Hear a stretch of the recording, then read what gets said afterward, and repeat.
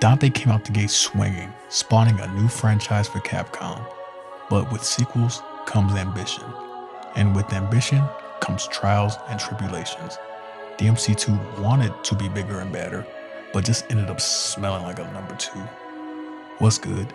It's Saggi, and today I'm going to go over the worst aspects of DMC2.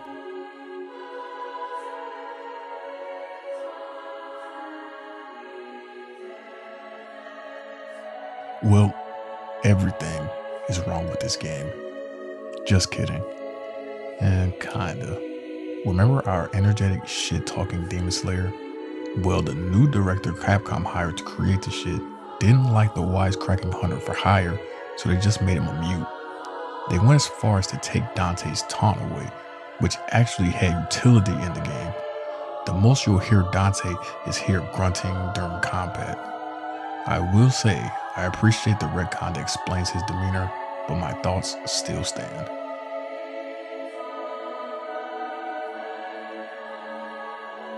The mission layout of this game isn't exactly the greatest in my opinion, and takes away from the game more than it gives. I know in the DMC1 vid I said I would appreciate more characters in the game, but it seems it was to the game's detriment. Dante has 18 missions and Lucia has 13. Some of the missions overlap, but the second campaign with Lucia doesn't feel justified. Maybe if there were locales that were worth visiting that showed up in her missions, but just some neat changes that happen few and far.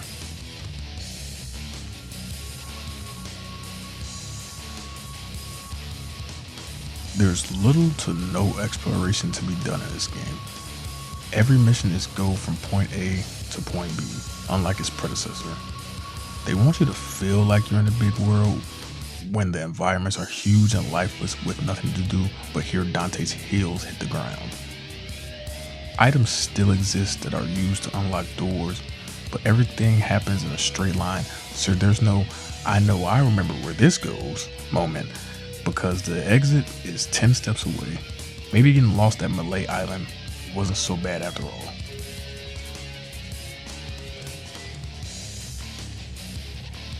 No, I'm not going to talk about the guns being broken, but they are broken. To add to the shit icing on the cake, the guns get the most variety of both weapons. At least DMC1 had 2 fighting styles. Here you only have one with 2 other reskins of the same weapon. No, the swords don't increase or decrease damage and range, at least not to a noticeable amount. But do not fret, you get ebony and ivory, as well as SMGs, a shotty, and a rocket launcher.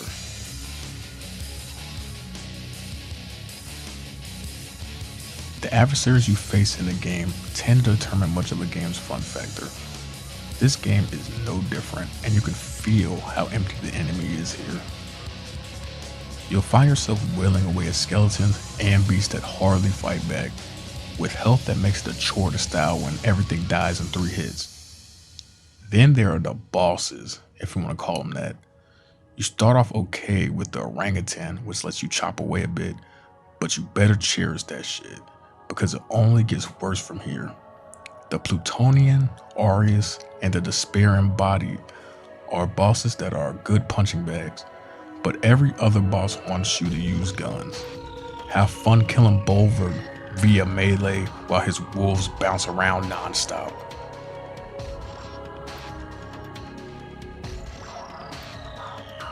More characters are introduced in this game, but it almost doesn't matter. Without knowing some of the lore, Matier is just some random old lady that knows Sparta, and Aureus is this Mundus from the reboot. It's like they wanted to make a game about Lucia, but needed to have Dante attached to make sales.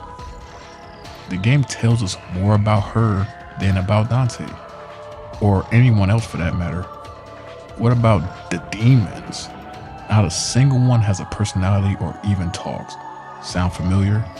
Nello Angelo just grunts and laughs at you in DMC1 and clears every single one of these demonic excuses. The only enemy to converse with is Aureus, but when he becomes a demon, guess what? He stops talking, for better or for worse, of course. But how do you feel about these? Are there other parts of this sequel that grinds your gears? Maybe you hate that the secret missions are just a room with ads. Maybe you hate that Dante couldn't be given his OG moveset, but it was given to Trish. Let me know below. Like, subscribe, share, etc. I'm Saggi, and I'm also out.